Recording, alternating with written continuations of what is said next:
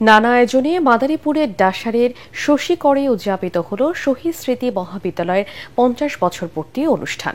সুবর্ণ জয়ন্তীর এই অনুষ্ঠানে প্রধান অতিথি ছিলেন ঢাকা বিশ্ববিদ্যালয়ের গণিত বিভাগের অধ্যাপক ডক্টর অমল হালদার।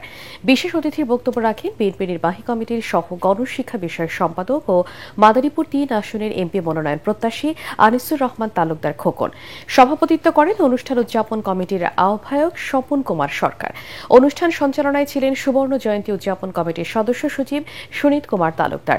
দিনব্যাপী এই আয়োজনে ছিল শহীদ মিনারে পুষ্পমাল্য অর্পণ, শোভাযাত্রা, নৃত্য, আলোচনা সভা ও স্মৃতিচারণ। প্রাক্তন ও বর্তমান শিক্ষার্থীদের উপস্থিতিতে শহীদ স্মৃতি মহাবিদ্যালয়ের সুবর্ণ জয়ন্তীর অনুষ্ঠানটি মিলন মেলায় পরিণত হয়। আমার যে কর্মক্ষেত্র বিশ্ববিদ্যালয়, সেই বিশ্ববিদ্যালয়ে আমি পেয়েছি সারা দেশ থেকে আসা শিক্ষার্থীদের, তাদেরকে তৈরি করার জন্যই আমি আমার মূল শক্তিটা ব্যয় করেছি।